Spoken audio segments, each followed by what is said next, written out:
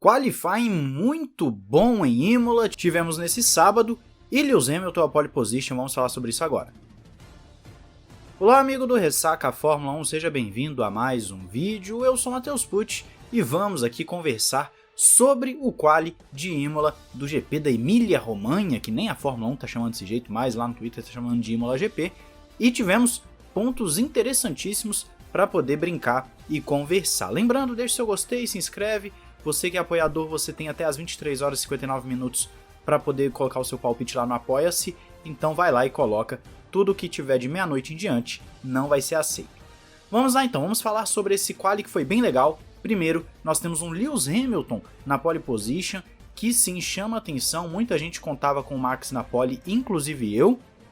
E nesse caso nós tivemos um Hamilton fazendo uma belíssima volta na casa de um 14.411, e o Pérez ficando um pouquinho atrás, mas mesmo assim o Pérez cometeu um erro na sua última volta, ele mesmo admitiu que poderia ter sido pole, e o mesmo vale para o Verstappen, que larga em terceiro. O Verstappen talvez seja a grande decepção desses três primeiros, e ele larga em terceiro, ele também cometeu um erro na sua última volta. As duas Red Bulls tinham um pouquinho mais para extrair, vamos ver aí na corrida se eles vão ter ritmo para passar o Lewis Hamilton, mas a pole em si do Hamilton ela já chama atenção, porque não se esperava um Hamilton andando à frente das Red Bulls.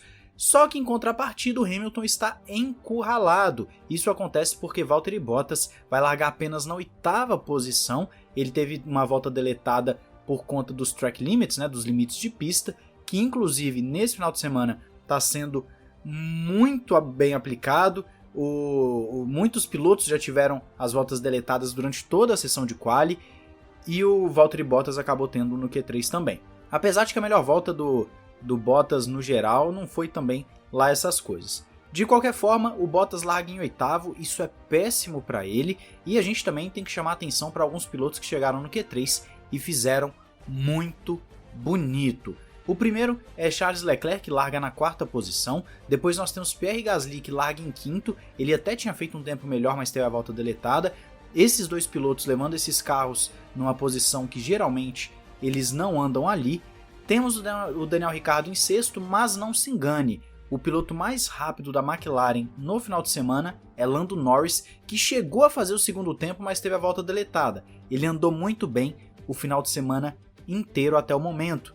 Pode ser que amanhã, às vezes não ande tão bem? Pode ser, mas até o momento, Lando Norris é o cara da McLaren no final de semana. O Esteban Ocon conseguiu ficar à frente do Alonso e passou por Q3, vai largar em 9º, e o Lance Stroll conseguiu mais uma vez largar à frente do Sebastian Vettel, o Vettel que larga na 13ª posição. Esses 10 primeiros aí, talvez o único que esteja decepcionado com o seu resultado seja o Verstappen, ou se a gente for adicionar mais um, seja o Norris. O Bottas, talvez sabendo que poderia andar melhor ali, ele, claro, tem uma Mercedes em mãos, a gente pode adicionar nessa lista assim de decepcionante, e os outros pilotos estão com certeza muito felizes pelo seu resultado. Hamilton, Pérez, Leclerc, Gasly, Ricciardo, o Ocon, o Stroll com certeza estão felizes com o resultado do quali, conseguiram um bom resultado dentro do que se esperava, num circuito à moda antiga, em que tem muita brita, tem grama, qualquer errinho tira um pouco ali do tempo. Nesse caso, esses pilotos conseguiram se sobressair. As decepções estão ali no Q2, como por exemplo Carlos Sainz, Sebastian Vettel, Fernando Alonso.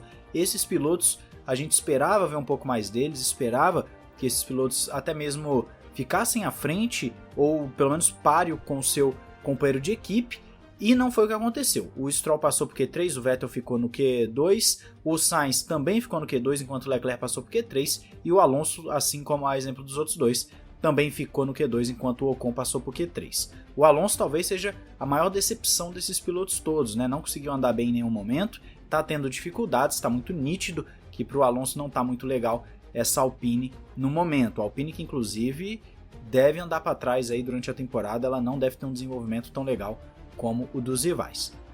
Aí nós temos também as duas Williams passando para o Q2, isso mesmo que você ouviu.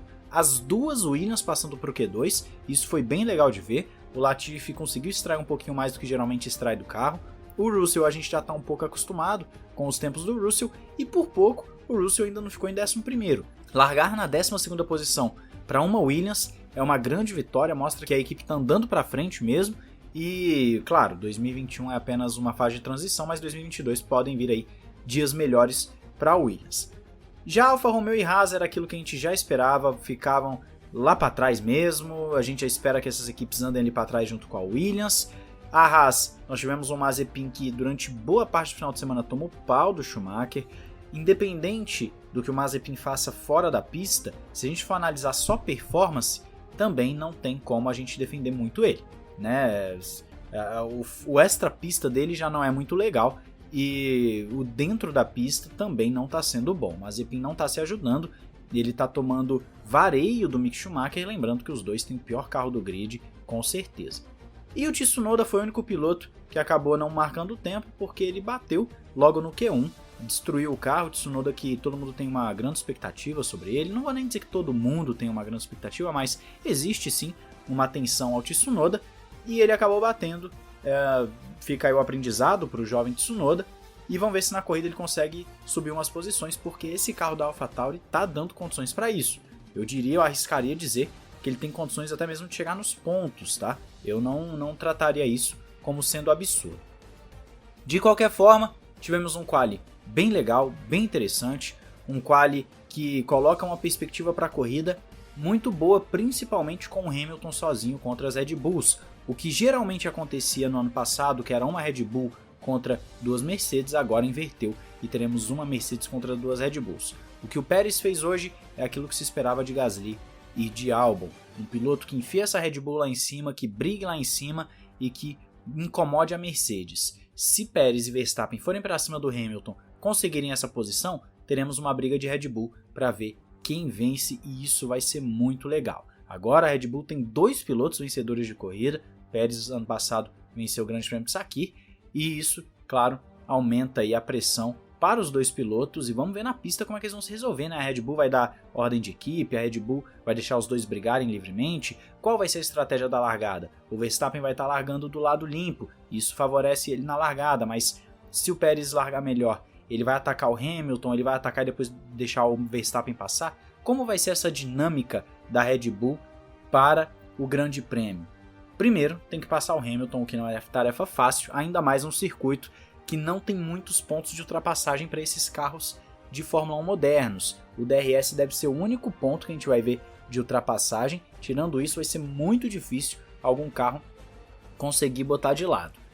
Vamos ver como tudo vai se desenrolar e também ficar atento a Ferrari, AlphaTauri, McLaren, o Lando Norris ali, que está fazendo um fim de semana fantástico até o momento. Qual a sua opinião? Deixa aí nos comentários, deixa o seu gostei, não esquece de se inscrever, ativar o sininho para não perder nada, e também já agradecendo a todo o apoio que vocês têm dado ao canal nos últimos dias. Muito obrigado, um grande abraço, valeu e falou!